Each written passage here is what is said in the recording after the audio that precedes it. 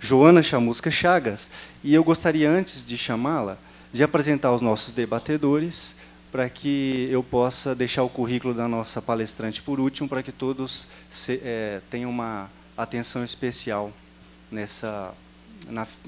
no currículo dela, para que ela inicie a sua palestra. Eu lembro a todos que o palestrante terá até 40 minutos para falar sobre o tema, e os debatedores até 10 minutos. Obviamente que o papel de evitar que esse tempo passe é um papel complicado, mas me foi a mim incumbido. Então, eu vou ser a mosca na sopa de vocês. Mas, de todo modo, eu tenho certeza que há uma tolerância, tá? Nós não iremos deixar que vocês passem a mensagem de vocês.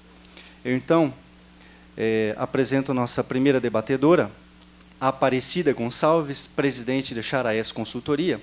Foi assessora da Coordenadoria Especial de Políticas Públicas para a Mulher no período de 1999 a 2000 e assessora da Coordenadoria de Atendimento à Mulher da Secretaria de Estado de Assistência Social, Cidadania e Trabalho no governo de Mato Grosso do Sul, no período de 2001 a 2002. Desde 2003, integrou o governo federal na Secretaria Nacional de Enfrentamento à Violência contra as Mulheres, a Secretaria de Políticas para as Mulheres da Presidência da República. Foi subsecretária de Monitoramento de Programas e Ações Temáticas da Secretaria Especial de Políticas para as Mulheres da Presidência da República até maio de 2016, estando à frente da Secretaria Nacional de Enfrentamento à Violência contra as Mulheres. Em sua atuação como secretária, foi responsável pela implementação e implantação do Pacto Nacional de Enfrentamento à Violência contra as Mulheres, pela instalação da Central de Atendimento à Mulher, Ligue 180, né, no Brasil e no exterior.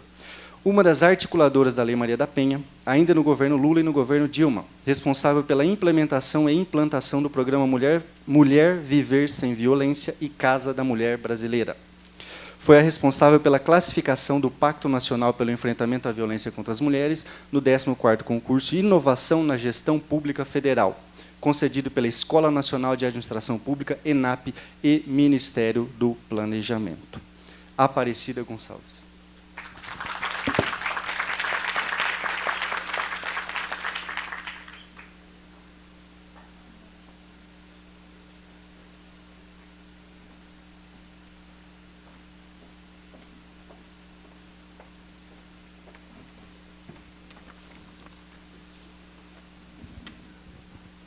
Nossa segunda debatedora, a minha colega, juíza Jaqueline Machado, graduada em Direito pela Universidade de Passo Fundo, no Rio Grande do Sul, pós-graduada em Direito Público pela Unijuí, no Rio Grande do Sul, juíza de Direito desde 2001, tendo atuado nas comarcas de Amambai, Rio Negro, Camapuã e Nova Andradina.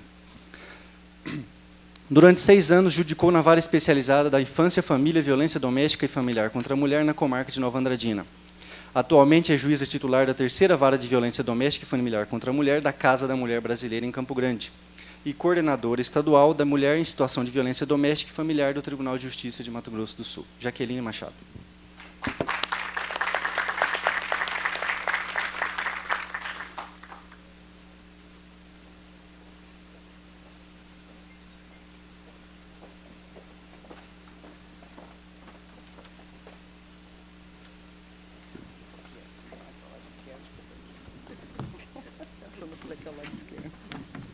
Nossa terceira debatedora, professora doutora Zaira Andrade Lopes, graduada em Psicologia pelas Faculdades Unidas Católicas de Mato Grosso, em 1985, mestrado em Educação pela Universidade Federal de Mato Grosso do Sul, em 1996, e doutorado em Psicologia pela Universidade de São Paulo, em 2009. É professora adjunta na Universidade Federal de Mato Grosso do Sul, vinculada ao curso de graduação em Psicologia e ao programa de pós-graduação em Psicologia. Tem experiência na área de Psicologia Social e Educação, atuando principalmente nos seguintes temas: representações sociais, relações de gênero e diversidade sexual, promoção da saúde, sexualidade, violência e demais temáticas referentes às populações em situação de vulnerabilidade e excluídas. Zaira Andrade Lopes.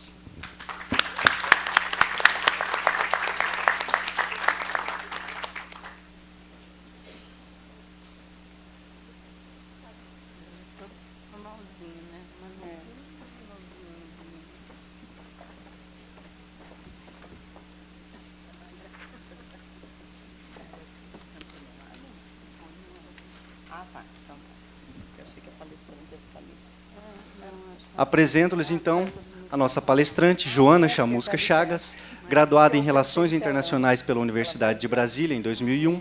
Atualmente é mestranda da Universidade de Brasília, atuando principalmente nos seguintes temas: direitos humanos e direitos das mulheres. Joana Chamusca Chagas.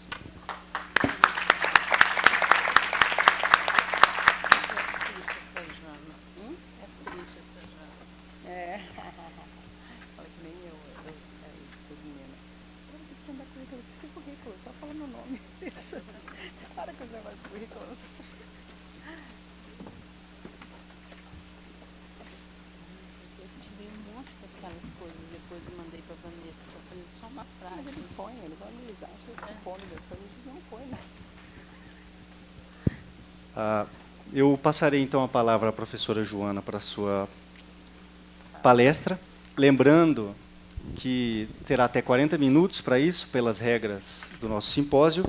Posteriormente, cada debatedor terá até 10 minutos para as suas considerações. O público poderá enviar perguntas por escrito, e nós, a coordenação do simpósio, escolherá 2 perguntas que podem ser dirigidas tanto à palestrante quanto aos debatedores. As demais perguntas serão encaminhadas por e-mail para o destinatário. Então, nós pedimos que quem formular as perguntas, por favor, coloque o seu e-mail embaixo, para que, caso não seja respondida aqui, a palestrante ou a debatedora possa respondê-los por e-mail.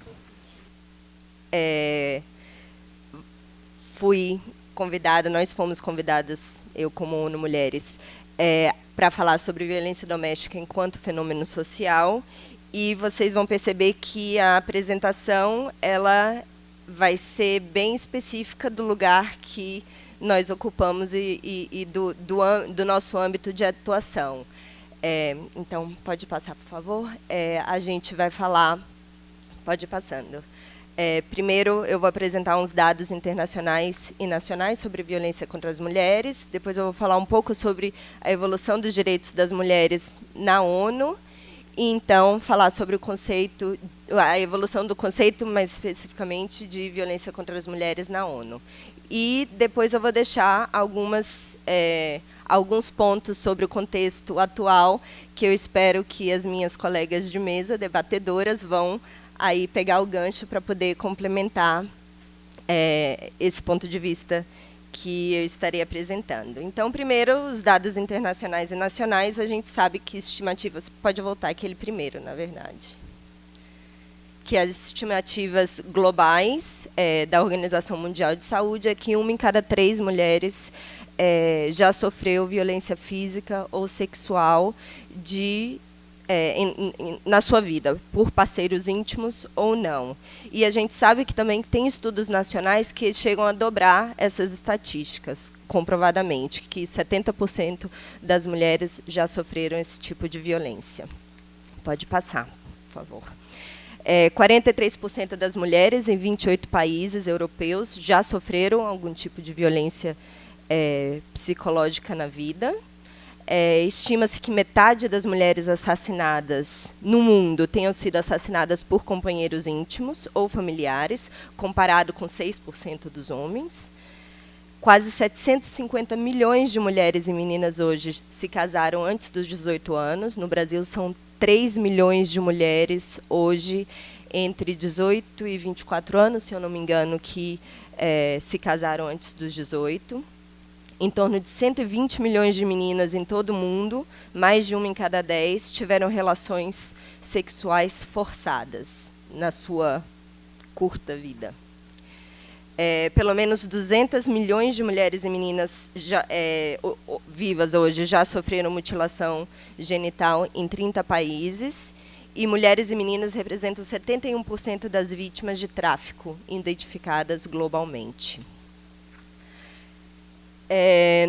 Dados sobre o Brasil. Eu estou usando dados do estudo mais recente de vitimização, que foi feito pelo Datafolha e pelo Fórum Brasileiro de Segurança Pública no ano passado, e ele é representativo da população brasileira. Então, 29% das mulheres já afirmaram já terem sofrido violência nos últimos 12 meses. O próximo é dos tipos de violência. Aí tem, por exemplo, o mais comum, 22%, seriam insultos, humilhação e xingamento, seguido da ameaça, depois amedrontamento, tapas, empurrões e chutes, ofensa sexual, ameaça com faca ou arma de fogo, lesão, espancamento, tiro ou esfaqueamento. Em relação ao local de ocorrer a violência, na maioria das vezes é em casa, mas também ficou destacada na rua, no trabalho e em outros lugares, como no bar, na balada, enfim. Em relação à faixa etária, as mulheres jovens são as que sofrem mais violência. Em relação à raça e cor, as mulheres negras sofrem mais violência. Em relação à escolaridade, são as mulheres com até o ensino médio completo que sofrem mais violência, seguida das com ensino superior. Em relação à renda, são as mulheres com mais de 10 salários mínimos que sofrem mais violência. Aqui não dá para ver muito bem, você pode voltar no outro slide, por favor, mas é em torno de 36% das mulheres. Aqui na minha cópia não dá para ver muito bem também. Mas é interessante ver que 36% das mulheres com mais de 10 salários mínimos afirmam terem sofrido violência nos últimos 12 meses. Tipo de agressor, a maioria são conhecidos, desconhecidos, e o estudo identifica outras pessoas, mas conhecidos e desconhecidos, eu não sei quem seriam as outras pessoas, então eu mesma me pergunto como que aí se divide, mas o importante é que a gente sabe que mais de 2/3 dos casos a vítima conhece os agressores. Nesse contexto, eu queria contar para vocês um pouquinho da história das Nações Unidas. E antes da gente avançar, eu queria saber se vocês conhecem quem é essa mulher. Alguém? Essa foto é uma foto da discussão da Carta das Nações Unidas, e essa mulher é Berta Lutz, brasileira, que fez parte da delegação do Brasil na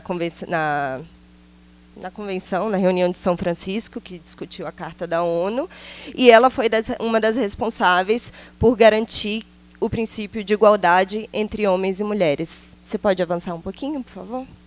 Então, a Carta da ONU identifica, literalmente, direitos iguais entre homens e mulheres, todos não era suficiente, e também identifica que discriminações com base em raça, sexo, língua e religião não são, enfim, os princípios de não discriminação com base em raça, sexo, língua e religião. Essa foto é super importante porque eu acho que a gente precisa reconhecer a importância das mulheres nos espaços de poder. Se não fosse essa mulher com outras mulheres nessa conferência, provavelmente essa linguagem não teria sido incluída dessa forma. Então, esses documentos, de lá até hoje, eles são reflexo do ativismo de mulheres que estão, e não só delas, mas de todo um movimento que vem atrás delas, que inclui movimentos sociais, acadêmicas, mulheres políticas, que constroem uma mensagem, uma argumentação que essas pessoas, essas mulheres que ocupam esses espaços de poder, podem avançar de forma final. E eu gostaria que vocês mantivessem isso em mente, porque eu vou falar sobre o avanço dessa linguagem, e cada passo dado tem sido uma conquista numa luta histórica das mulheres mundialmente. Pode passar, por favor. Em 1946, no ano seguinte da fundação da ONU, foi criada a Comissão sobre a Situação da Mulher. É uma comissão que se reúne anualmente até hoje, para discutir os assuntos, a Agenda Internacional dos Direitos das Mulheres. Cada ano tem um tema. O tema desse ano, que foi a 62ª reunião, foi Mulheres Rurais, o empoderamento das mulheres rurais, e daí já saíram recomendações e resoluções importantíssimas, inclusive para o tema que a gente está discutindo sobre violência de gênero. Pode passar, por favor. Em 1948, nós temos a Declaração Universal de Direitos Humanos, que também fala sobre todos os seres humanos e fala sobre a igualdade de homens, entre homens e mulheres. Aí a gente tinha também uma outra mulher que fez a diferença, que foi Eleanor Roosevelt, que era, então, a primeira-dama norte-americana.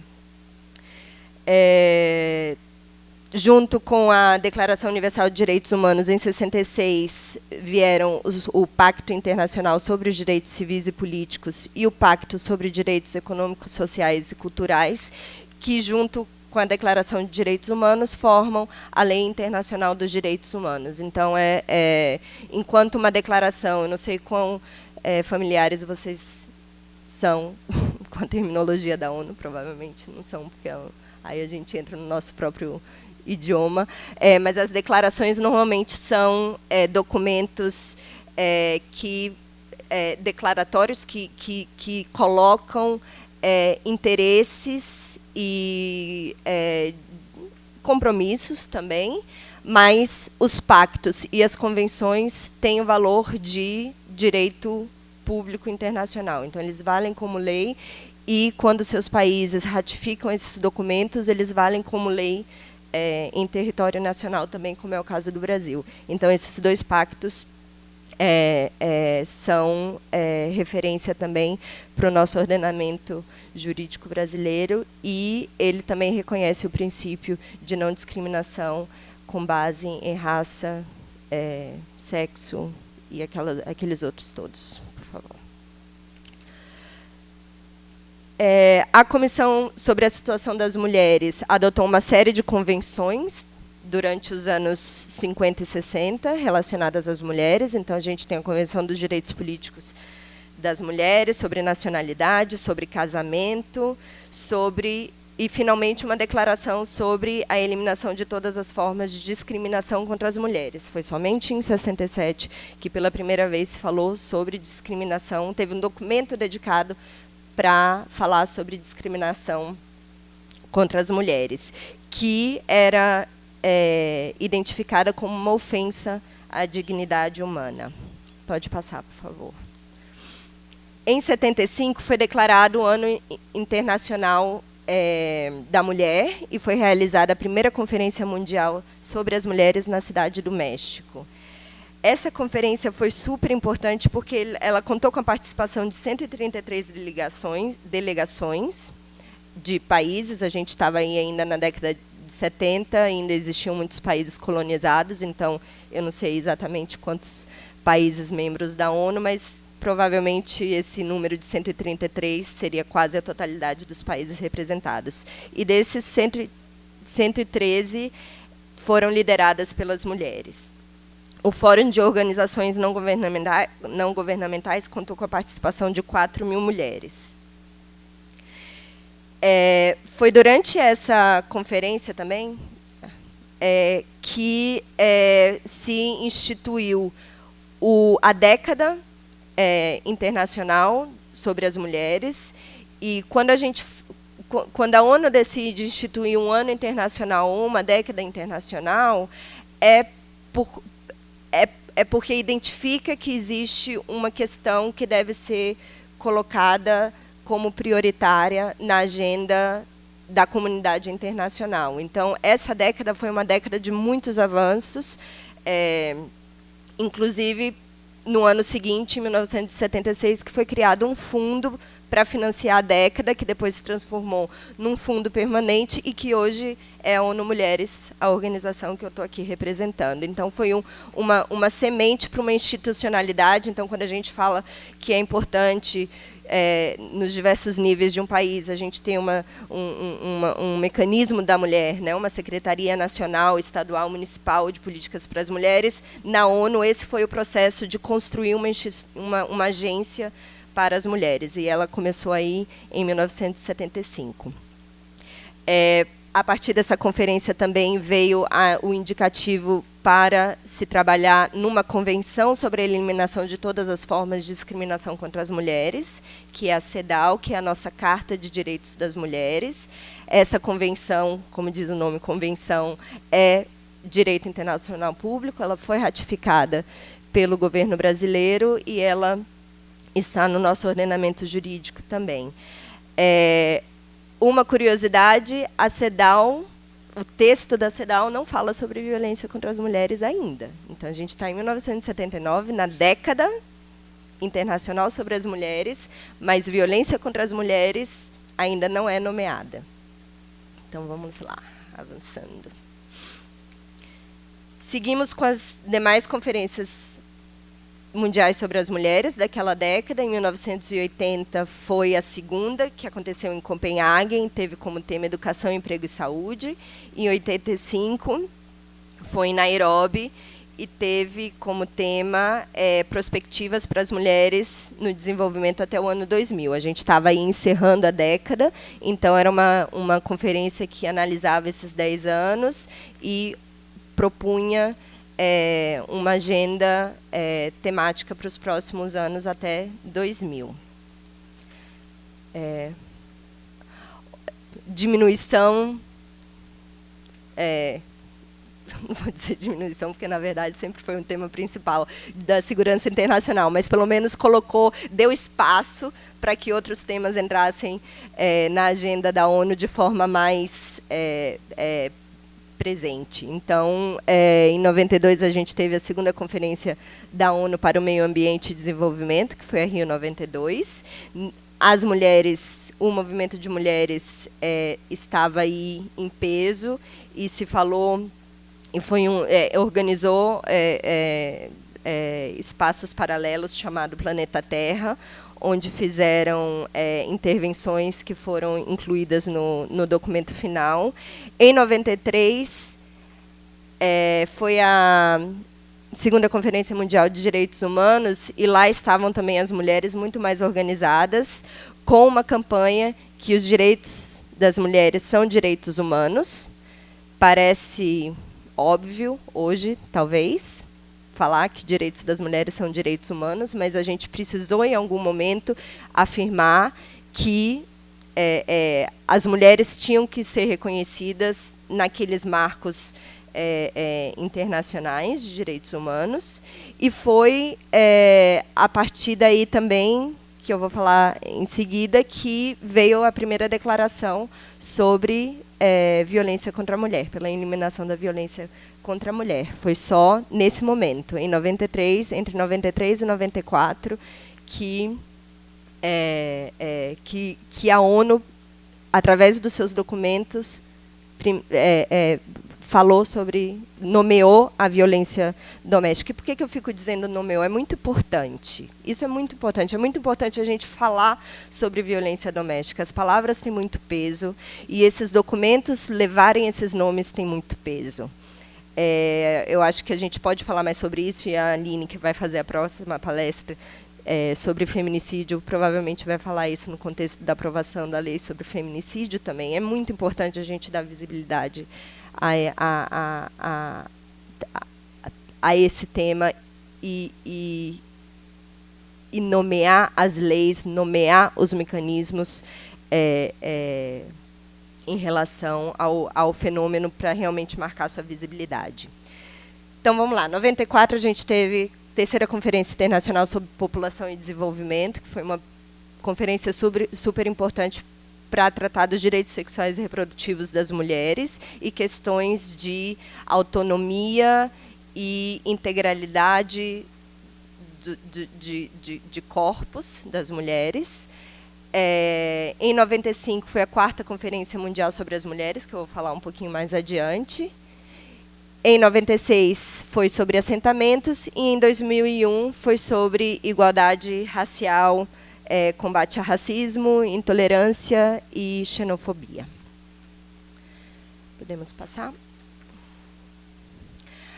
A 4ª Conferência Mundial sobre as Mulheres é a mais importante e a última que aconteceu. O resultado dela, ela resultou numa plataforma de ação, que é o meu próximo slide, por favor, com 12 capítulos, dentre eles, violência contra as mulheres. E essa declaração e plataforma de ação são importantes porque, ao contrário de outros documentos, esses documentos eles são consensos, eles representam consenso internacional. Todos os países estão de acordo, todos os Estados-membros das Nações Unidas, na verdade, estão de acordo com o conteúdo daquele documento. Então, eles representam compromissos internacionais que os países assumem frente à comunidade internacional em relação a uma agenda de direitos para as mulheres. Por que isso é tão importante? Para nós, brasileiras, por exemplo, e para nós cidadãs dos nossos países. Porque a gente pode acionar esses documentos e a gente pode cobrar que nossos estados, que nossos governos cumpram com aqueles compromissos que foram assumidos internacionalmente. A gente pode falar um pouco mais sobre isso depois também. E o papel da ONU Mulheres e da ONU em geral nos países é apoiar para que os estados possam implementar aqueles seus compromissos internacionais. Então, adiante. Em 2000, houve uma conferência importante, que foi a Cúpula do Milênio, em Nova York, e foi uma tentativa de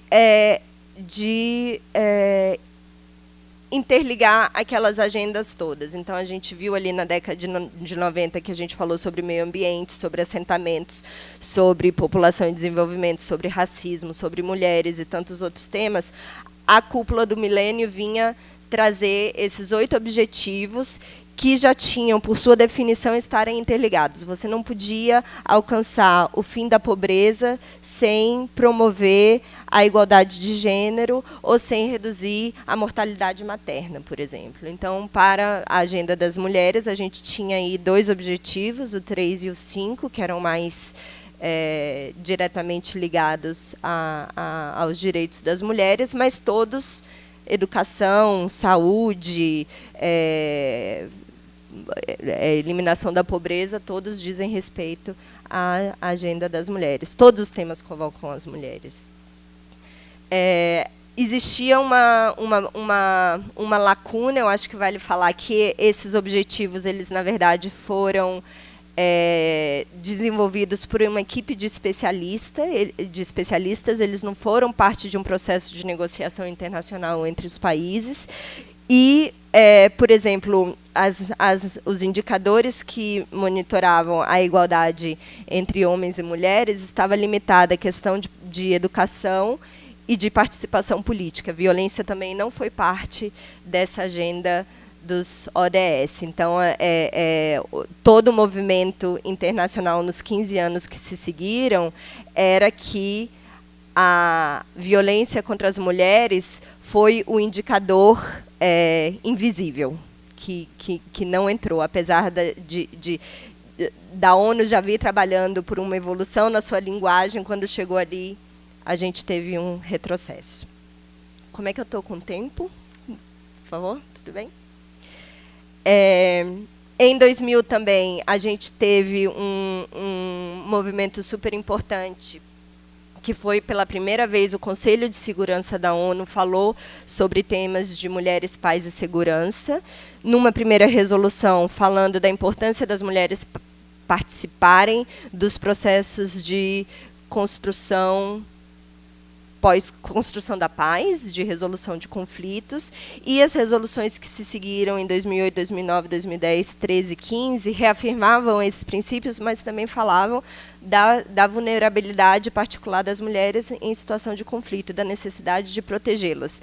Então, era não só, por um lado, reconhecer que as mulheres são vítimas, realmente, e são vítimas, são alvos em conflitos armados, reconheceu a violência sexual como uma tática de guerra, mas também não coloca as mulheres somente como vítima, coloca as mulheres como partes do processo de construção da paz e de resolução dos conflitos.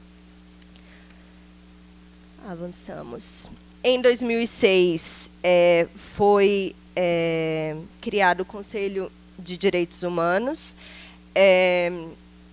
O Conselho de Direitos Humanos ele cria um mecanismo, vários mecanismos, ele aglomera e cria alguns, na verdade, que também permite cobrar,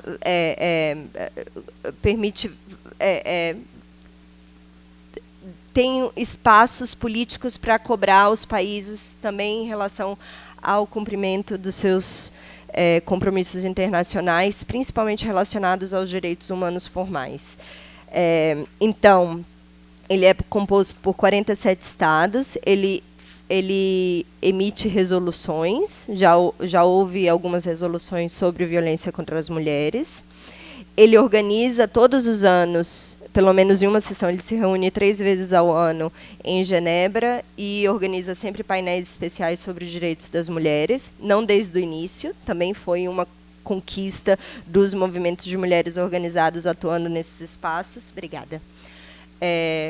Que esses painéis acontecessem. Ele organiza sessões especiais que examinam violações a direitos humanos e emergência. Ele tem o processo de exame periódico universal, e aí sim é super importante, porque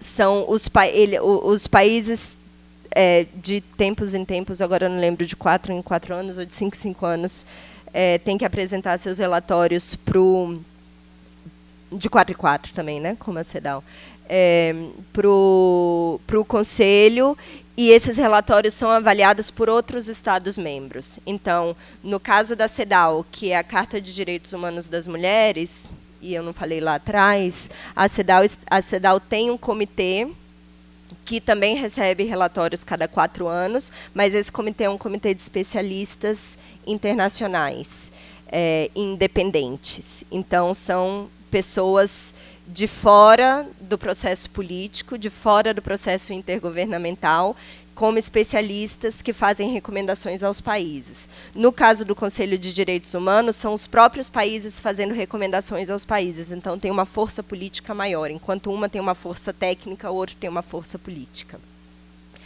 E, por fim, tem os procedimentos especiais, que são os relatores especiais. De vez em quando, vocês veem na mídia que a ONU ou o relator da ONU, às vezes confundem relatores com a ONU mesmo, fizeram comentários sobre a situação no Brasil. São normalmente os relatores especiais, e a gente tem 2 relatorias específicas sobre temas de direitos das mulheres, que é a relatora sobre violência e a relatora sobre tráfico de pessoas, que tem um foco grande em tráfico de mulheres. Pode passar, por favor. E o nosso último documento, e é o que está mais presente hoje na agenda da ONU em si, você pode passar também, é a Agenda 2030 e os Objetivos de Desenvolvimento Sustentáveis. Então, em 2015, quando a gente fez a avaliação daqueles Objetivos de Desenvolvimento do Milênio, que foram adotados em 2000, aí sim houve um processo de negociação entre os países sobre quais seriam as prioridades na agenda internacional e como elas eram interligadas. Se expandiu, aumentou de 8 para 17 objetivos, a agenda, e a gente tem um objetivo de igualdade de gênero que ele é muito mais completo em relação às metas e indicadores que ele reconhece, mas também os ODS incorporam a perspectiva de gênero em todos os outros objetivos. E tem indicadores específicos desagregados ou de gênero em 12 deles. Então, ele é uma agenda muito mais responsiva à questão dos direitos das mulheres. E, no processo de elaboração da Agenda 2030, a ONU Mulheres lançou essa campanha internacional, que é um Planeta 50-50, que a nossa diretora executiva, em uma colocação ambiciosa e ousada, diz que é possível alcançar a paridade se os Estados-membros das Nações Unidas quiserem. É possível alcançar a paridade 50-50 até 2030. Ou seja, temos aí 12 anos para conseguir resolver os problemas das mulheres no mundo. Seguimos adiante, por favor. Agora eu vou destacar um pouquinho mais em detalhe a questão da linguagem sobre violência contra as mulheres. Então, como eu falei, a CEDAW, a Carta de Direitos das Mulheres, que foi adotada em 1979 e entrou em vigor em 81, ela não falava sobre violência contra as mulheres, mas o comitê da CEDAW, que é aquele comitê de especialistas que eu falei, o comitê também tem como mandato fazer recomendações gerais que se aplicam a todos os países sobre como interpretar a CEDAW, como interpretar o documento. E a CEDAW, o comitê da CEDAW, fez 2 recomendações sobre violência contra as mulheres em 89 e em 92. E se vocês se lembram que eu falei que em 93, durante a Conferência Mundial de Direitos Humanos, também, que foi a primeira vez que as mulheres trouxeram o lema Direitos das Mulheres são Direitos Humanos, e que pela primeira vez se falou sobre violência contra as mulheres no documento resultado da conferência. Foi ali também que saiu a declaração sobre a eliminação da violência contra as mulheres. O primeiro documento, em 1993, que são 25 anos atrás? É isso? Então, somente há 25 anos que a ONU falou sobre violência contra as mulheres. E eu não preciso dizer que, em toda a história da humanidade, as mulheres sofreram violência. Em 1994, nós temos a Convenção Interamericana para Prevenir, Punir e Erradicar a Violência contra as Mulheres, a Convenção de Belém do Pará. Em 99, foi instituído o Dia Internacional pela Eliminação da Violência contra as Mulheres, que é o 25 de novembro. E, em 2017, a CEDAW fez uma nova recomendação geral sobre violência contra as mulheres. Então, 25 anos depois, 24 anos depois... Não. Sim. Né, da última. 15 anos depois. Não. Me ajuda aí na matemática. 92 a 2017. Vamos lá. Vários anos depois, a CEDAW volta, algumas décadas, volta para falar sobre violência de novo. O que aconteceu de lá até aqui que a CEDAW precisou se posicionar novamente sobre a questão da violência? Não só as violências têm tomado novas formas à medida que os anos passam. A gente vê hoje, por exemplo, violência virtual, a gente vê hoje, enfim,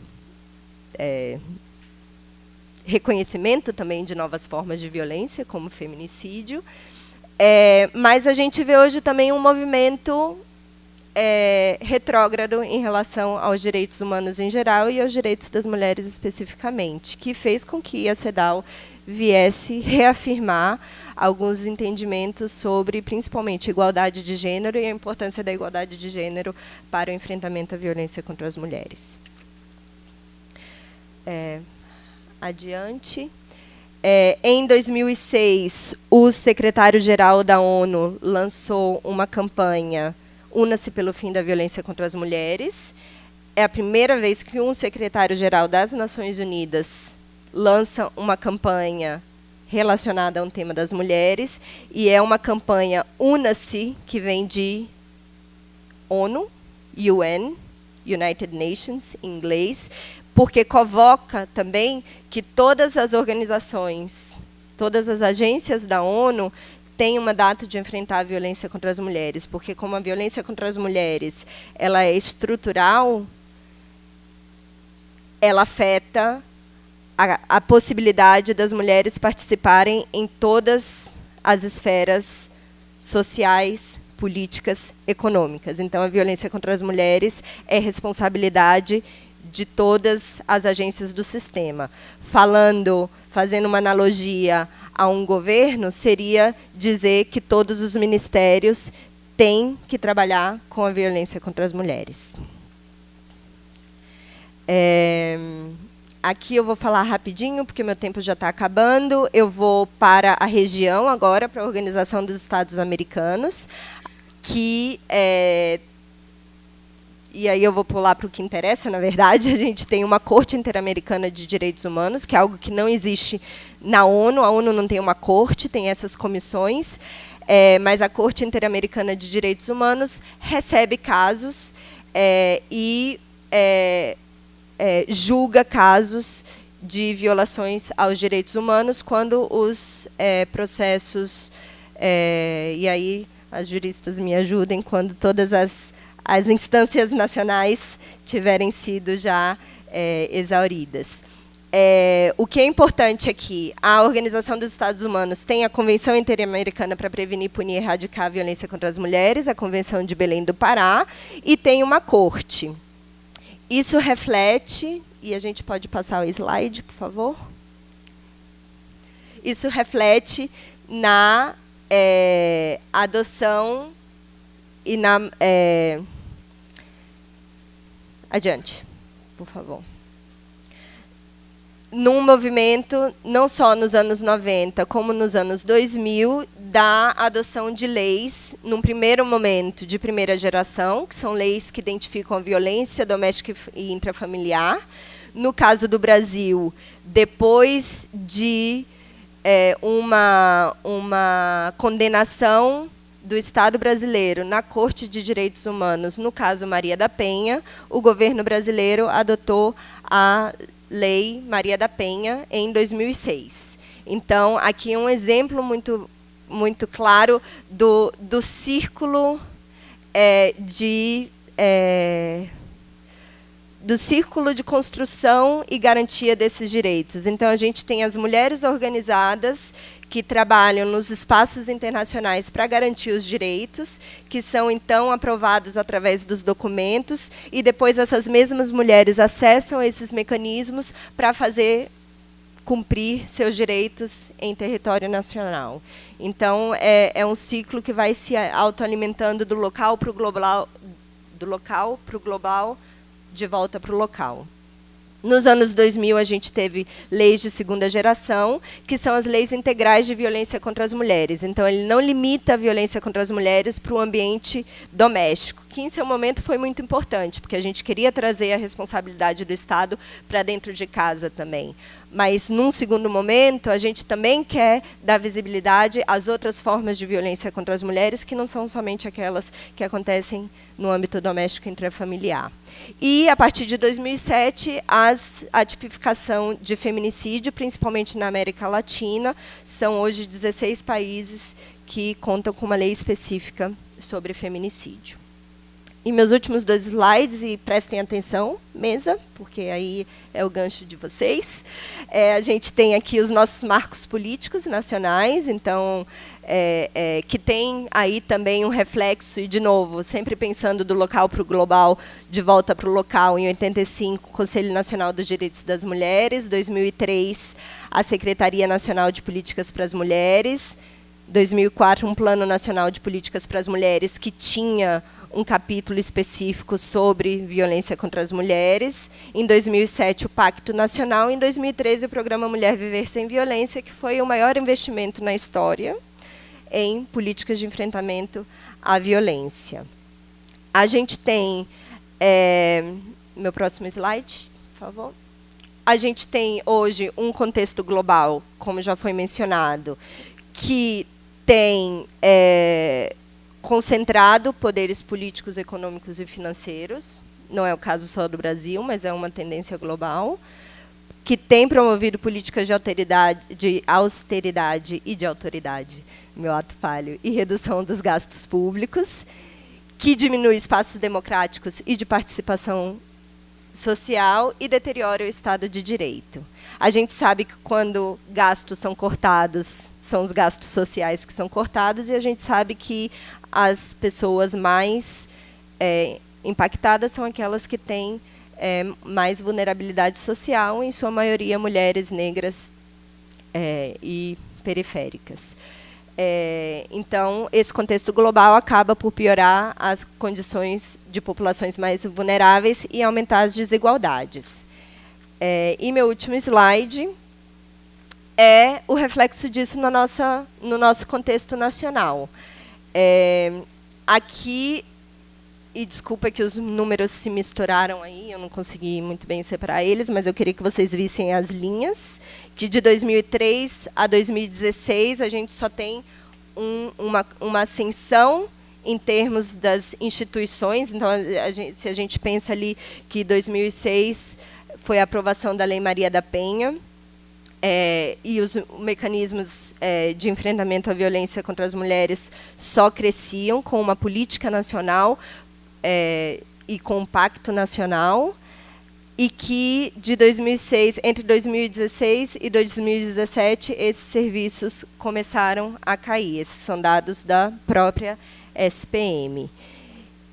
E isso coloca uma evidência que as políticas para as mulheres e para enfrentamento à violência estão se retraindo. A gente tem visto uma redução no número de OPMs, redução do orçamento, de serviços, do escopo das ações. A gente tem, então, uma consequente dificuldade para a aplicação integral da Lei Maria da Penha, que já vinha. A gente sabe que a gente nunca conseguiu chegar no estado ótimo que a gente gostaria de chegar, mas que, nessa situação, o quadro só tende a piorar. E alimenta também uma tolerância social às causas estruturantes da violência contra as mulheres. Então, elas se autoalimentam. Por um lado, essa tolerância impacta na falta de prioridade das políticas públicas, que, por outro lado, mandam uma mensagem à sociedade que essas políticas públicas não são prioridade. E, com isso, eu deixo o gancho para minhas colegas debaterem. Muito obrigada.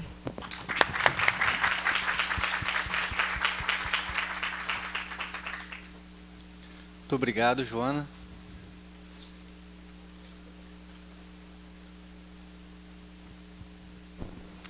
Eu, então, passo a palavra à nossa primeira debatedora, Aparecida Gonçalves, e lembrando que o tempo para cada debatedora é de 10 minutos. Eu já descobri que a plaquinha está aqui, ó.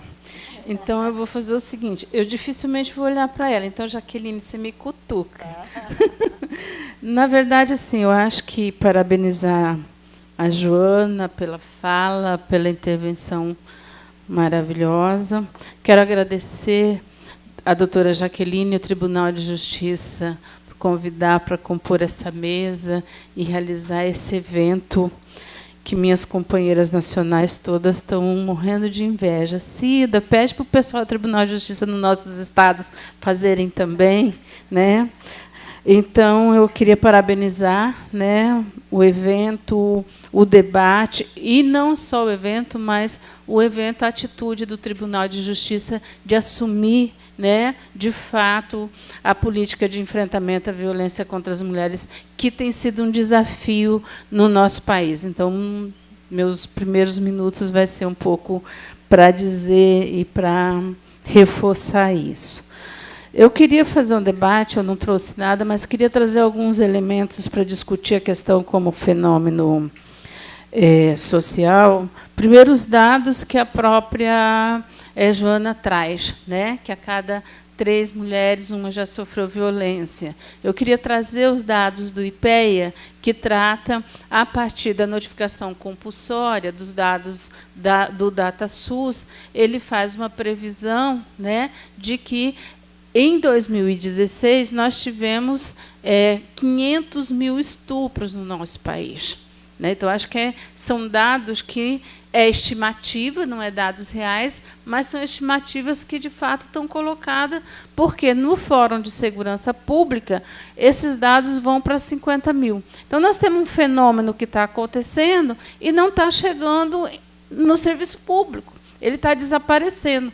Se é verdade que as mulheres e as pessoas, porque os homens também, os meninos também estão sendo estuprados, eles estão sofrendo violência, e estão indo na saúde para pegar a pílula do dia seguinte, para fazer a contracepção de emergência, mas não estão denunciando, nós temos aí um fenômeno da violência, que é o fenômeno da não informação, do não atendimento e da não qualidade e da não segurança de quem sofre a violência com o serviço público. Então, eu queria colocar esses itens aí para minhas companheiras e deixar para vocês, porque, como é debater você manda de volta para a palestrante, né? Então, efetivamente, um pouco esse debate que eu queria deixar para a gente pensar como fenômeno. E quero trabalhar também, nesses meus minutos, uma outra discussão do fenômeno, a violência como um fenômeno social, que é exatamente a questão da cultura da violência.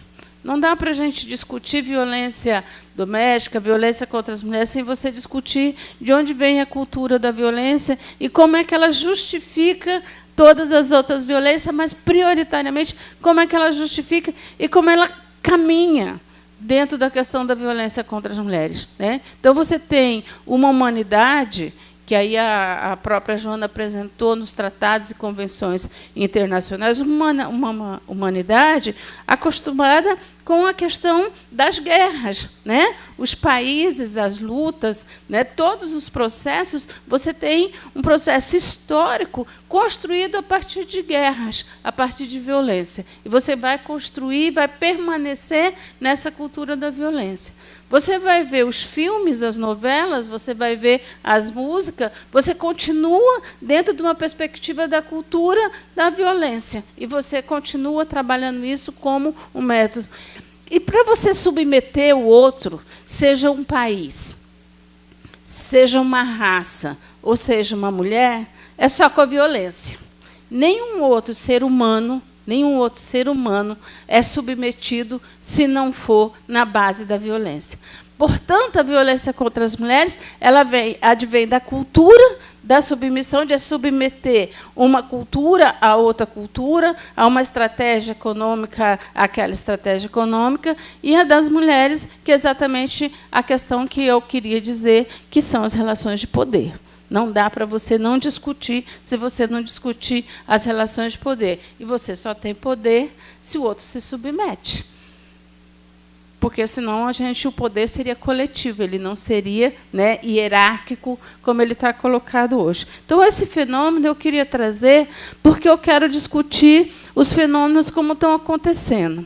Quando eu comecei a estudar e militar na questão da mulher, da violência contra as mulheres, eu era novinha, mas já faz 35 anos.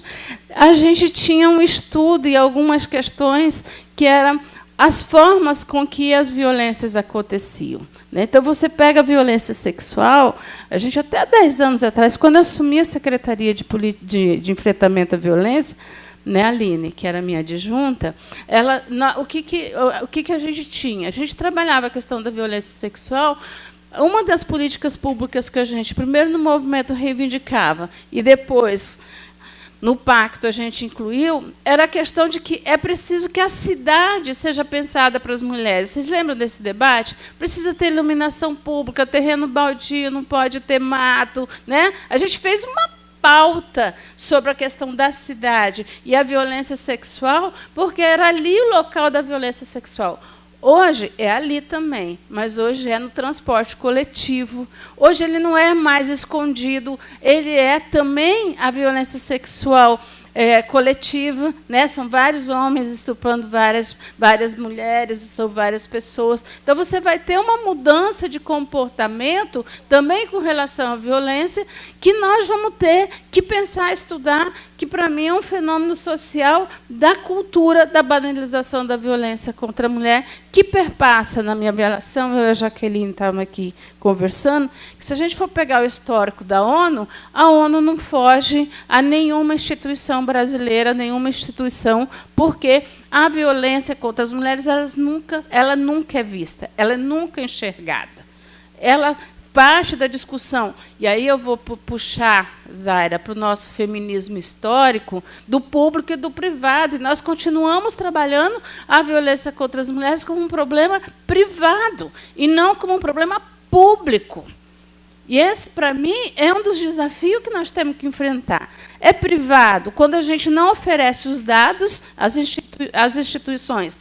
Eu faço. E aí eu vou falar que foi uma briga de 13 anos no governo, a gente saiu sem responder a isso. Nós fomos condenados 3 vezes na ONU porque a gente não tinha informação sobre violência contra a mulher. Lembra, Joana?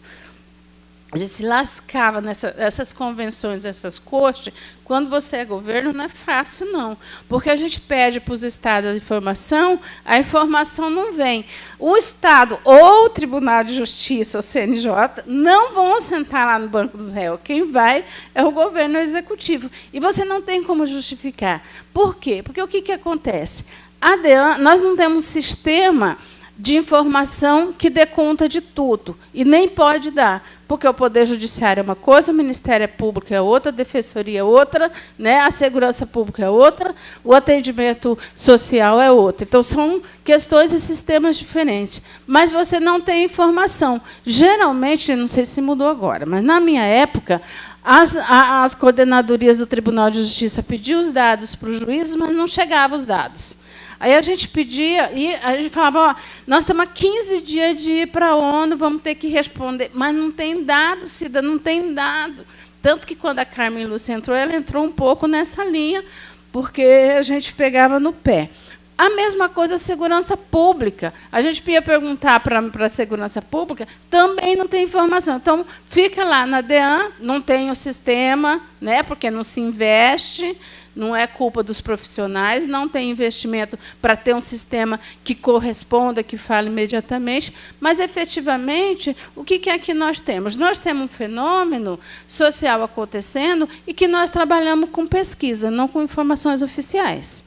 Esse sempre foi o meu grande desafio, como eu estava como secretária nacional, eu dizia assim, eu não posso... E olha que a gente financiava pesquisa, né? A Patrícia Galvão, Data Popular, a gente financiou muito pesquisa porque nós precisávamos saber da informação. Mas a pesquisa é uma coisa. A informação oficial, o dado oficial do serviço público, do atendimento e a qualidade com que faz, é importante e estratégico para a política pública, para que a gente não possa ter essa queda que está colocando aqui. Então, para mim, pensar a questão do fenômeno... a violência como fenômeno social passa por aí.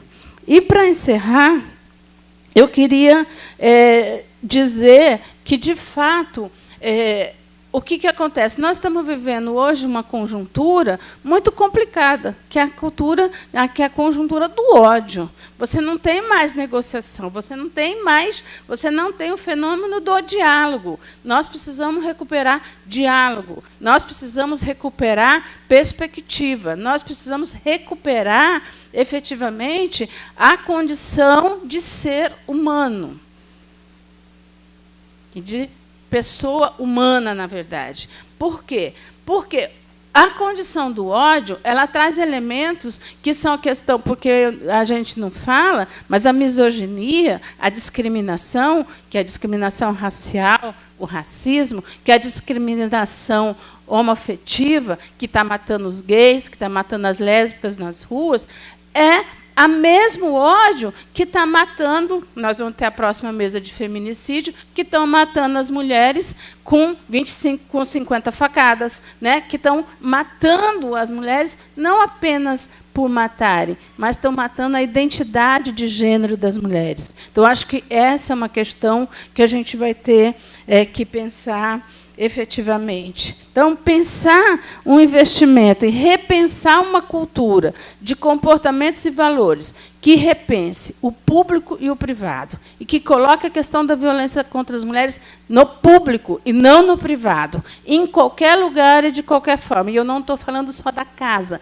das 4 paredes, eu estou falando de todas as paredes do serviço público e da sociedade brasileira. Repensar quais são as estratégias que nós vamos ter de conversas na sociedade. E aí, eu me lembro quando a gente fazia movimento de mulheres, eu era jovem, a gente dizia que era trabalho de formiguinha. Era conversar mulher com mulher, pessoa por pessoa, liderança por liderança. A gente vai ter que começar, porque para combater um fenômeno social, nós temos que criar um outro fenômeno social.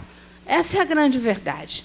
E, portanto, esse é um dos desafios que nós vamos ter que assumir. E, por fim, para encerrar mesmo, eu queria dizer que a gente precisa efetivamente recuperar. Me doeu o coração quando eu vi aquele último slide da questão do serviço. Mas nós precisamos, além do trabalho de formiguinha, nós precisamos pensar que precisamos de política pública. E me desculpe o executivo estadual, o governo federal, estadual, municipal. Sem orçamento, nós não temos política pública. Você não tem, se você não investir, você não tem política pública. E nós não podemos, porque os tribunais de justiça criaram juizado, o Ministério Público criou a promotoria, a Defensoria Pública criou as defensorias, achar que está resolvido o problema da violência. O problema da violência contra a mulher não é só um problema do sistema de justiça, é um problema social. É um problema dos governos e da sociedade. A violência contra as mulheres é responsabilidade de cada um que está aqui. Porque, se nós não assumirmos isso, nós não vamos dar conta, de fato, de mudar a realidade brasileira. Obrigada.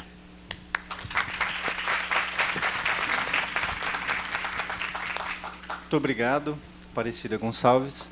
Eu passo a palavra para a nossa debatedora Jaqueline Machado. Bom dia a todos e a todas que estão aqui nessa manhã. Eu agradeço a presença de vários colegas, juízes, promotores, defensores, a delegada, a doutora Ariane, que está aqui, o desembargador Luiz Gonzaga, que está nos prestigiando.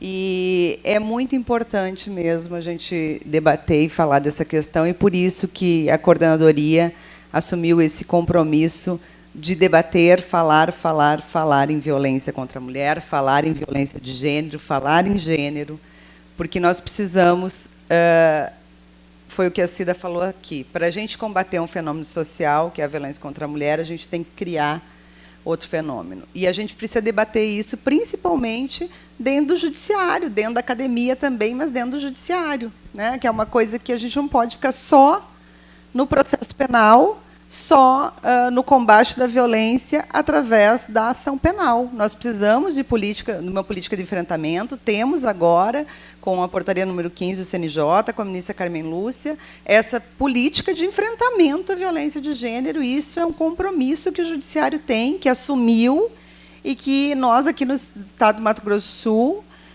na coordenadoria, com o apoio da administração do Tribunal de Justiça, nós estamos levando a sério, muito sério, essa questão. Bom, primeiro, eu não combinei nada com a Cida, nem com a Joana, apesar de a gente ter tido uma reunião ontem, né, Joana?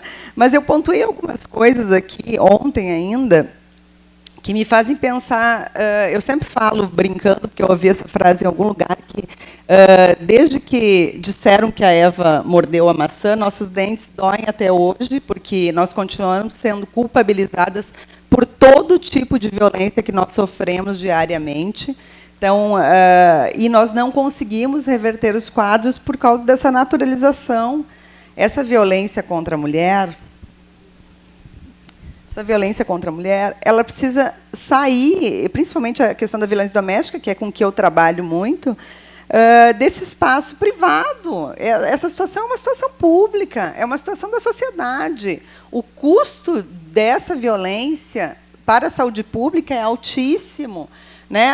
A questão, os problemas psicológicos, os problemas físicos, todos que são atendidos diariamente, né? Fora todo o inconveniente que vem disso na sociedade como um todo. Essa violência que a gente vê, eu sempre falo, nas ruas, não é uma violência que vem das ruas e entra na nossa casa, é uma violência que sai das nossas casas. Aliás, é uma violência que hoje em dia sai de dentro de nós, tamanha a intolerância, o ódio, o preconceito que se tem hoje no nosso dia a dia. Então, acho que é uma coisa que nós temos que repensar, quer dizer, a importância de que se reconheça que a violência doméstica familiar diz respeito à sociedade, não só à vítima agressor.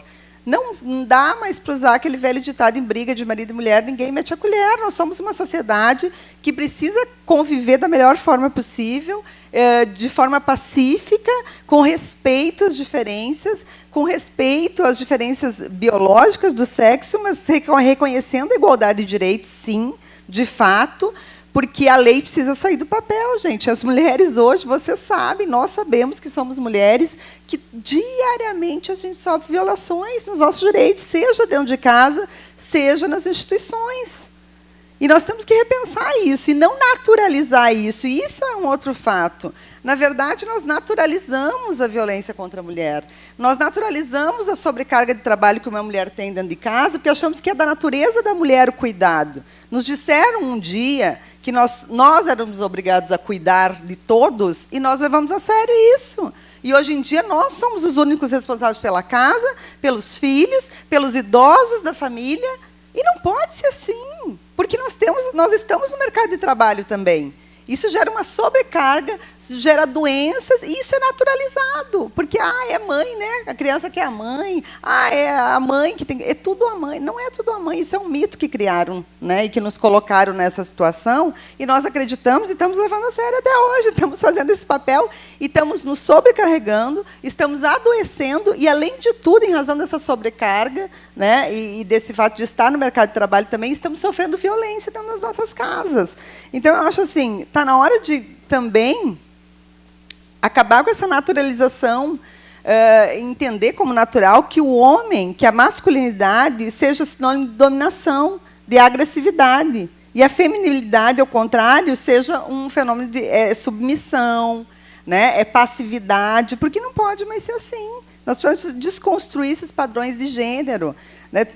Uma pesquisa da Data Popular de 2015 fala que 37% dos homens pesquisados disseram que a Lei Maria da Penha faz com que as mulheres desrespeitem mais.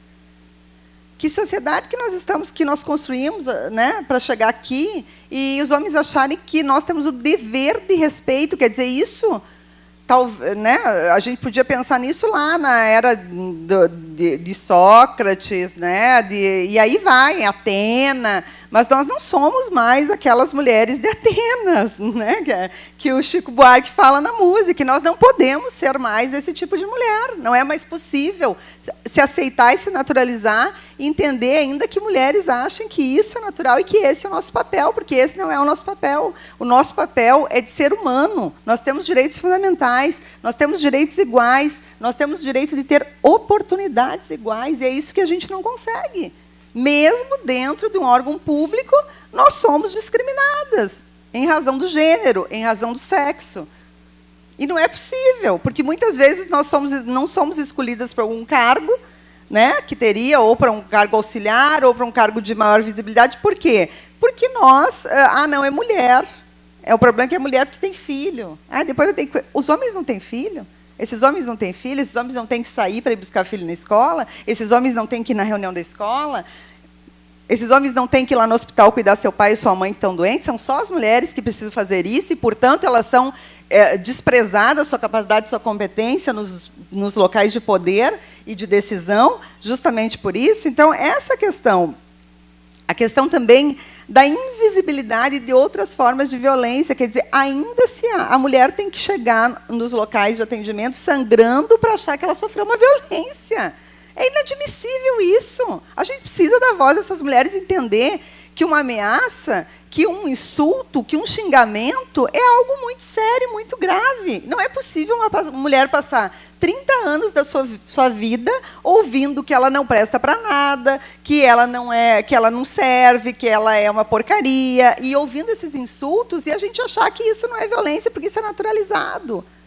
Porque os homens chegam lá nas audiências de custódia e eles simplesmente repetem a mesma coisa, todos eles. Não, eu não fiz nada, não, a gente só discutiu, eu xinguei, eu empurrei. É uma naturalização que está dentro da nossa cultura. E isso faz parte desse fenômeno social que é a violência contra a mulher. Então, isso precisa ser desmistificado, precisa ser debatido no sentido de compreender que a violência não se reduz à agressão física, nem à agressão sexual. Nós só conseguimos enxergar a ponta do iceberg, que é o feminicídio e a violência física, né? E algumas raras ameaças, alguma coisa assim. O restante fica tudo encoberto e a gente não enxerga, e a gente não aceita até, a gente banaliza. Ah, mas foi uma briga de casal. É isso que a gente ouve sempre. E essa mulher mesmo, no atendimento dela, ela ouve isso. E eu fico falando, a mulher, às vezes, demora 10 anos para fazer a primeira denúncia da vida dela, ou 5 anos. Ela sofreu durante todo esse tempo dentro de casa. E, às vezes, ela chega no atendimento, seja lá na saúde, seja na delegacia, seja no juizado, em qualquer lugar, ela ouve assim, ai, mas a senhora tem certeza que vocês vão acabar voltando? Isso não é nada, foi uma discussão de casal, foi uma briga. Quer dizer, para essa mulher chegar lá, para expor a vida íntima dela, que já não é uma coisa fácil, né? E isso tem que se falar também com relação aos estupros maritais, que é uma coisa muito difícil delas falarem, e quando elas chegam para denunciar isso, elas são, na verdade, é reforçada a situação para ela de que aquilo seria uma obrigação marital dela, quando não é. Não é possível que uma mulher seja obrigada a manter uma relação sexual só porque ela é casada, sem nenhum desejo. Isso é inadmissível, isso é violência, isso é estupro. E nós precisamos dar nome realmente às coisas.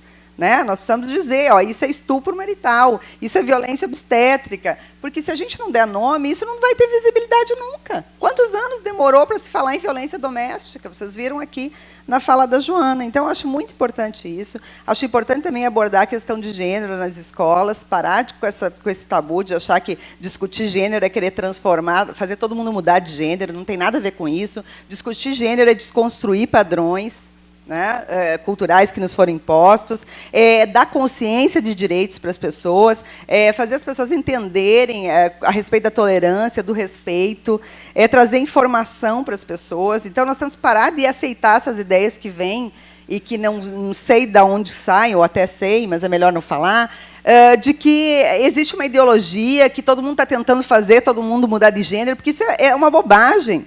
É uma bobagem enorme. Nós queremos conviver em tolerância, né? Se eu me preocupo com o que o meu vizinho faz dentro de 4 paredes, é porque eu tenho um problema sério e eu preciso de tratamento. Não é ele que precisa de cura, sou eu. Então, nós precisamos entender isso, respeitar a diversidade, respeitar as outras pessoas nas suas escolhas. Isso não é pedir muito, gente. Isso é pedir tolerância, respeito, paz. Isso é questão de entender que o outro ser humano tem direito às suas escolhas, e as suas escolhas não são as mesmas do que a minha. E isso não implica que as escolhas dele sejam erradas e as minhas sejam certas, ou as minhas sejam piores, as deles melhores, ou vice-versa. Não, são escolhas, cada um tem direito à sua. Então, é isso que a gente precisa, eu acho, para mudar essas questões. E, por fim, já terminando mesmo, é falar sobre a questão desse retrocesso nos direitos. É visível isso. Eu que estou lá dentro da Casa da Mulher Brasileira, há um retrocesso nessa construção toda do programa Mulher Viver Sem Violência. Nós estamos, no final do ano passado, a Casa da Mulher Brasileira quase fechou.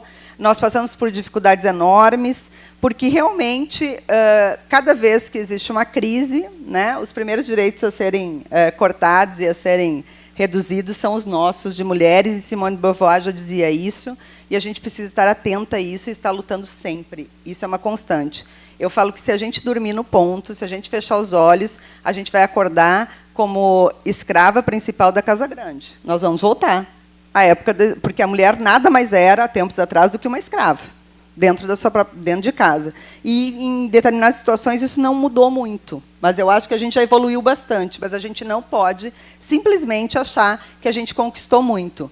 porque eu acho que sempre o que a gente conquista ainda é pouco, diante de toda a dificuldade e de toda a violência que as mulheres sofrem. Então, eu deixo aqui minhas colocações e já vou passar a palavra para o nosso coordenador aí, conduzir os debates. Obrigada.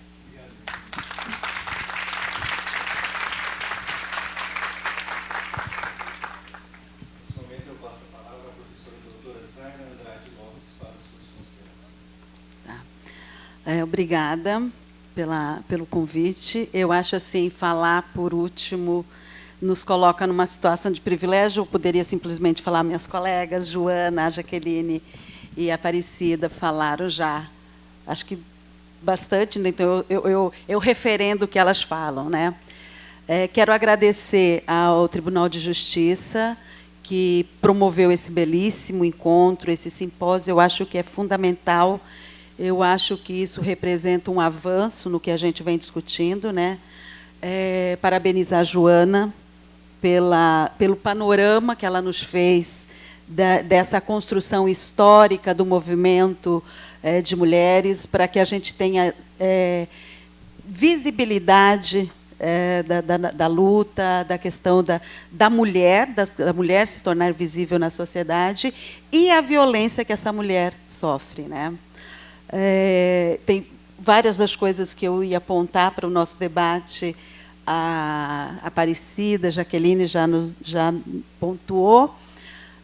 Como a Cida falou, assim, nós feministas históricas, né, a gente acaba tendo até o mesmo discurso, a gente tem as mesmas considerações a fazer a respeito de toda essa questão do feminino, da mulher e dessa construção histórica das relações sociais e das relações de gênero, né? Então, mas para começar a debater, né, eu começo, e também muito em função do que a Joana nos colocou, nos apresentou aqui esse panorama histórico, né, e que a gente percebe a invisibilidade da mulher, a invisibilidade das lutas das mulheres, a invisibilidade dos desejos, a invisibilidade do feminino na sociedade, né?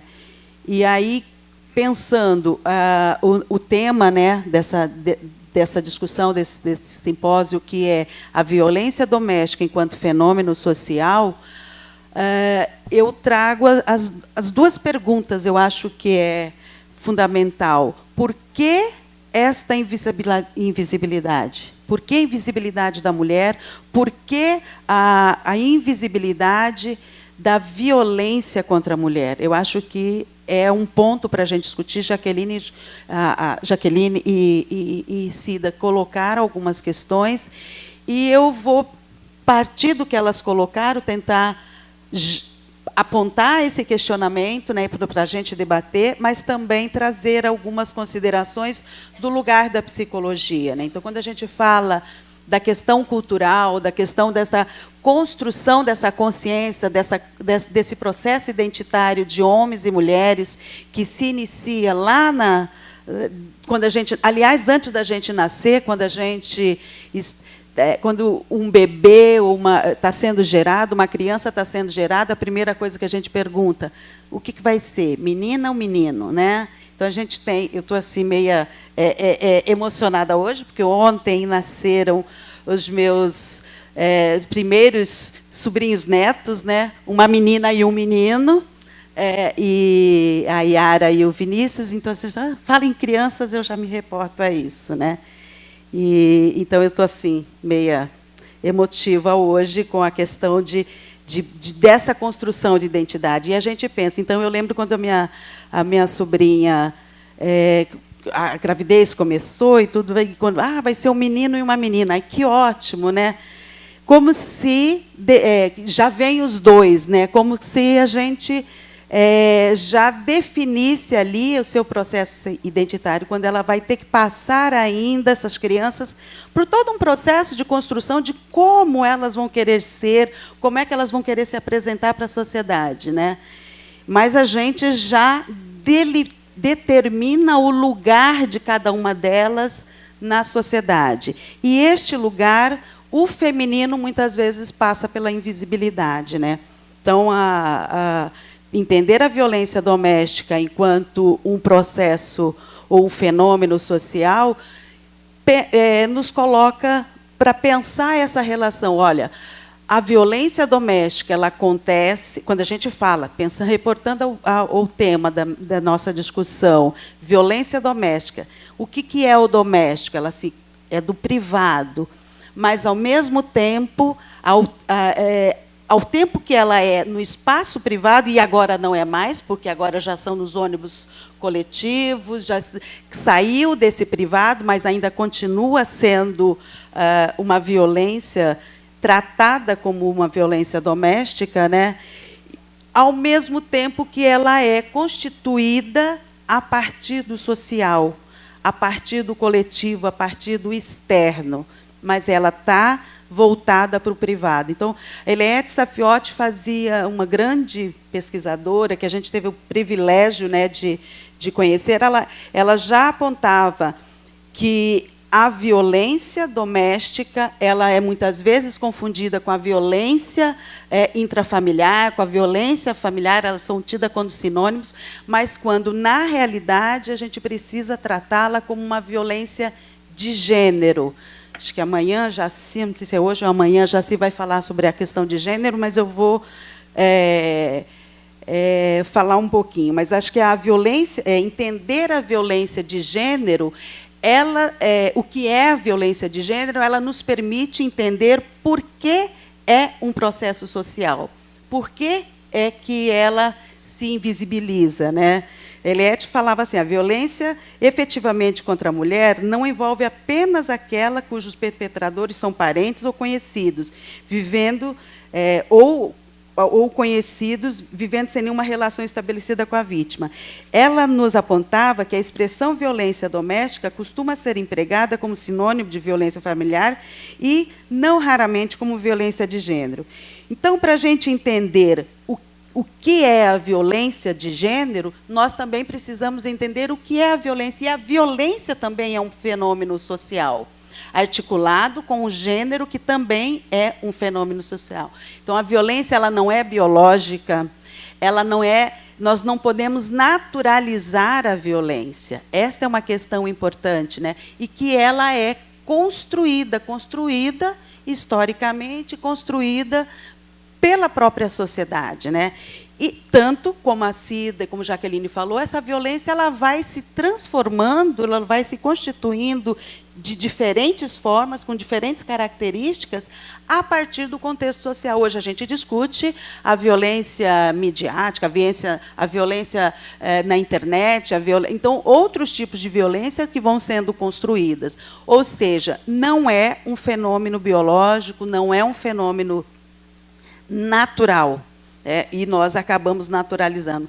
Isso é a personalidade violenta, ou a gente coloca como um transtorno, porque daí a gente também patologiza, né, que é uma outra construção, né, então é uma questão que a gente precisa entender isso para que a gente possa entender por que essa violência foi invisibilizada, né, por que nós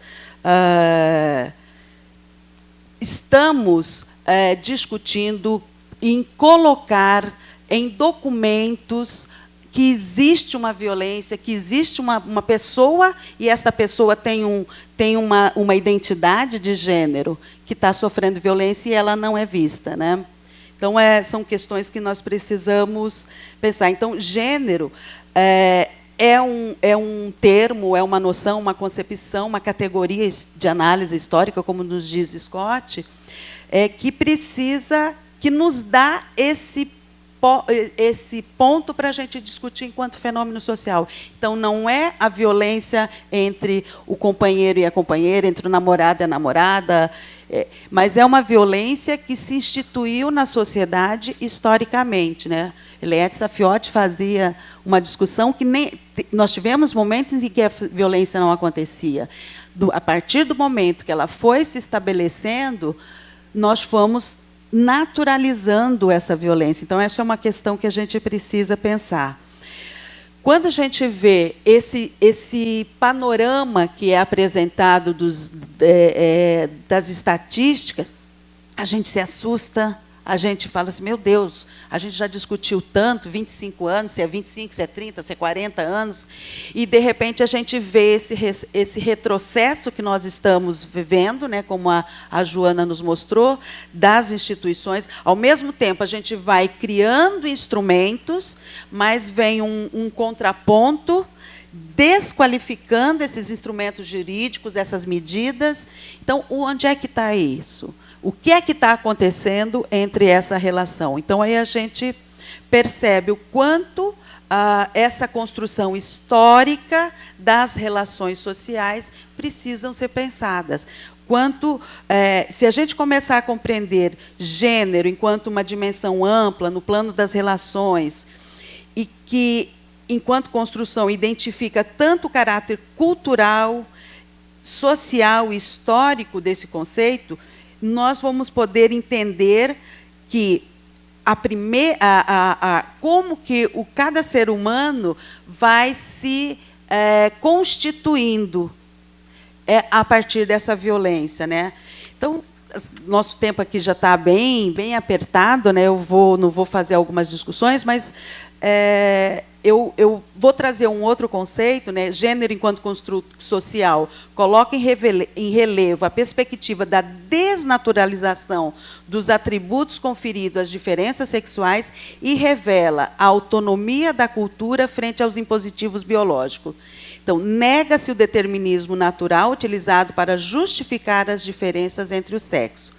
A violência contra a mulher na sociedade atual mantém-se ainda mediado por uma ideologia do masculino, uma ideologia que a gente chama de ideologia do patriarcado, né?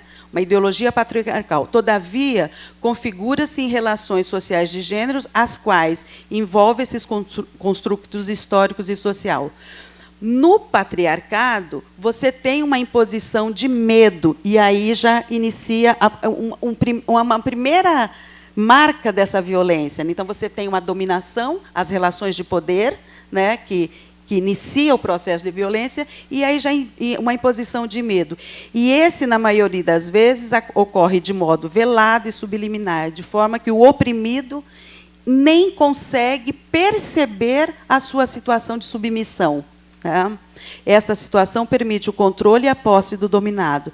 Então, o patriarcado, compreendido como a imposição do masculino sobre o feminino, desencadeando a opressão de gênero, referenda a ideologia da supremacia do macho, perpetuado por meio da tradição e da atribuição de papéis e condições a cada um dos sexos.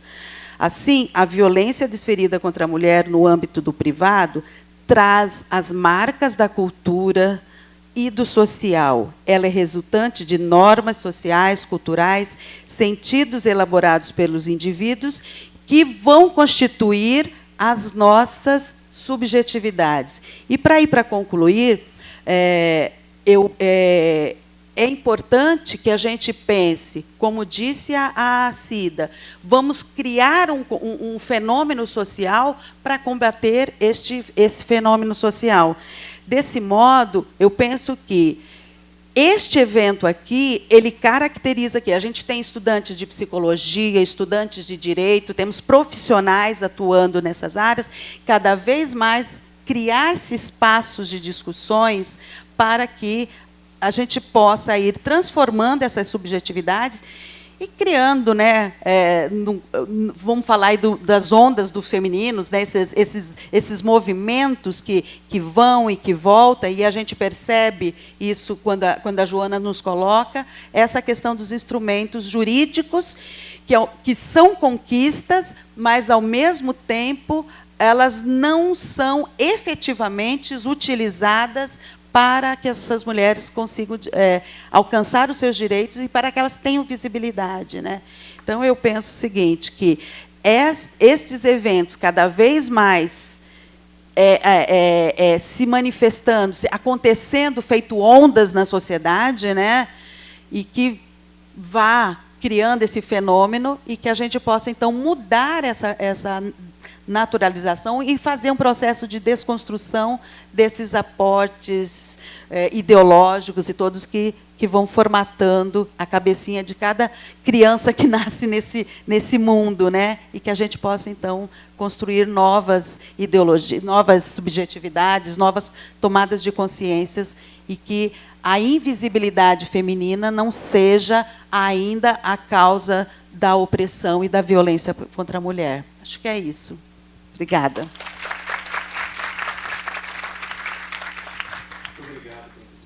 Obrigada.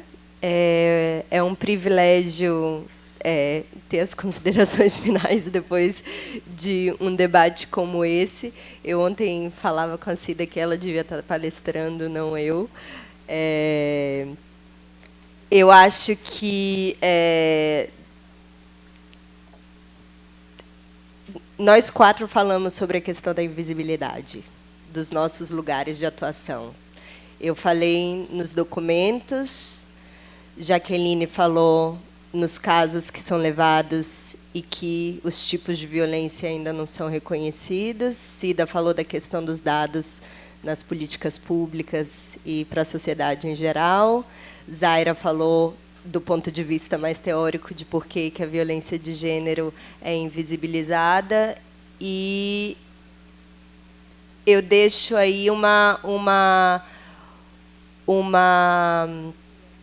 não uma proposta, mas uma reflexão de qual é a estratégia. Por que é importante a gente nomear? Por que é importante a gente ter mais informação, ter mais dados, ter mais estudos, defender a nossa categoria de gênero, para que a gente possa continuar fazendo essa reflexão da invisibilidade dessa violência, que é a violência mais visível, mas daquelas outras violências que nem passaram por aqui, das violências diárias e cotidianas das mulheres que têm salários desiguais, que não conseguem chegar aos espaços de poder, que não têm acesso aos serviços públicos, que não são somente aquele de enfrentamento à violência. Então, se a gente não denunciar e não der a evidência, a gente não vai conseguir convencer, propor e pensar nessas soluções. Então, eu fiquei marcada com a discussão com o debate sobre violência, principalmente. E outro sobre gênero, que aí a gente entra em cultura, em patriarcado, a ideia de cultura, que eu acho que é muito importante falar, né, que cultura a gente não vê, nós feministas, principalmente, como algo estático, né? Então, quando a gente está falando de cultura de violência, não é para dizer que isso é fixo, pelo contrário, é para dizer que isso é transformador, e que a cultura é transformadora, e que gênero é transformador, e que essa transformação é uma transformação para dar oportunidades, condições, direitos iguais para homens e mulheres. Não é para... É um argumento que eu uso muito sobre educação de gênero nas escolas, porque a educação de gênero nas escolas, para a igualdade de gênero, ela é para ampliar a possibilidade de realização dos sonhos daqueles jovens meninos e meninas. Gênero temos todas e todos, meninos e meninas, e toda a galera entre um e outro, né? Toda a diversidade de orientação sexual e de identidade de gênero que a gente pode imaginar. E quando a gente trabalha a igualdade de gênero, a gente está desconstruindo aqueles estereótipos que engessam e está, na verdade, dando mais possibilidades para as pessoas realizarem seus sonhos. Então, eu acho que a categoria de gênero está sob ataque, a gente precisa defendê-la, e eu acho que a gente precisa... quando eu estava preparando a apresentação, que o nome do meu painel era Violência Doméstica Intrafamiliar como Fenômeno Social, mas do simpósio é Simpósio Regional sobre Violência de Gênero. Do que a gente vai falar? E eu falei sobre violência contra as mulheres.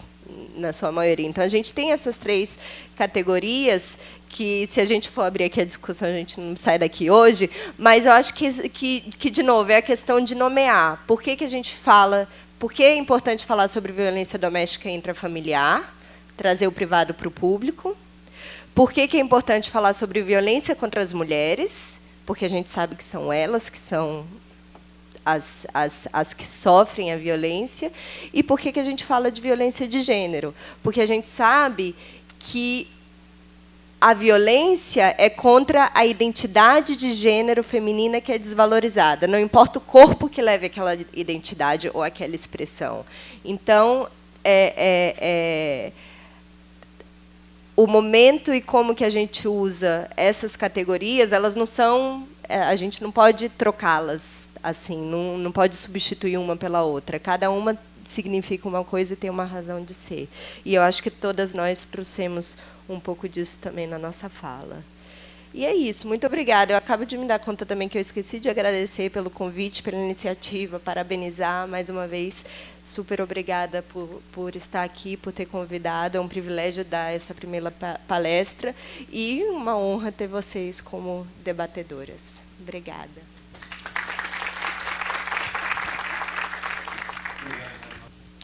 Legalmente, em termos de processo, eu não tenho competência para violência obstétrica, porque eu trabalho na Casa da Mulher e a minha vara tem competência para violência doméstica contra a mulher. Então, são casos que acontecem dentro de casa, dentro do espaço privado, ou até, mas numa relação íntima de afeto ou dentro do contexto familiar.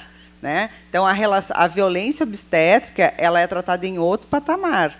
Né? Eu sei que a Defensoria Pública está com várias discussões com relação à violência obstétrica, tá? Então, é possível, sim, algumas interferências, né? Mas não é competência da minha vara. O que eu tenho feito são palestras, eu já fiz na Santa Casa, na Maternidade Cândido Mariano, falando algumas coisas sobre a violência contra a mulher e sobre esse tema também. Né? Mas, com relação ao processo, não, porque processo que vai para mim, para minha competência, são as medidas protetivas de urgência nas relações domésticas intrafamiliares. Bom, a Joana me deu a missão aqui. Com relação a isso, tudo que nós falamos aqui, essa naturalização de que a violência contra a mulher é culpa da própria mulher. Né? Quando eu falei que Eva mordeu a maçã e nós estamos com os nossos dentes doendo até hoje, é verdade. Porque todas as violências que a gente sofre, a gente é culpabilizada. E isso não muda na universidade, né? Que a gente queria que fosse um ambiente que fosse mais aberto a essa questão de entender que a vítima nunca é culpada pelo crime cometido, que ela sofreu. Né? Ela nunca é culpada. Não há justificativa para uma mulher ser estuprada. Eu sempre falo. O homem sai sem camisa na rua e a gente não agarra os homens. Né? A gente não estupra os homens. Então, nós precisamos entender que não é porque uma mulher está com uma roupa curta que ela pode ser estuprada. Nós não podemos achar que é porque ela bebeu, ingeriu bebida alcoólica, que alguém tem o direito de violar o corpo dela. O nosso corpo, gente, é coisa mais, é o nosso patrimônio maior. E ele é nosso, ele é privado, ninguém tem o direito de invadir.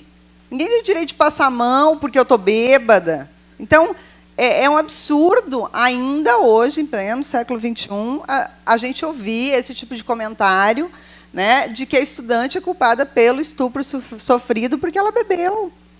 Os homens bebem também, e isso não acontece, essa violência com eles, porque pelo menos não produzida por nós mulheres. Então, quer dizer, temos que parar com essa naturalização. Eu acho que isso que é o básico. Não sei se alguém da mesa quer falar algo sobre isso, mas, para mim, não tem outra situação senão essa questão de, eternamente, nós sermos culpadas pelas violências que nós sofremos. E isso é que tem que acabar. E, por isso, mudar a cultura e, por isso, debater violência de gênero aqui dentro da universidade.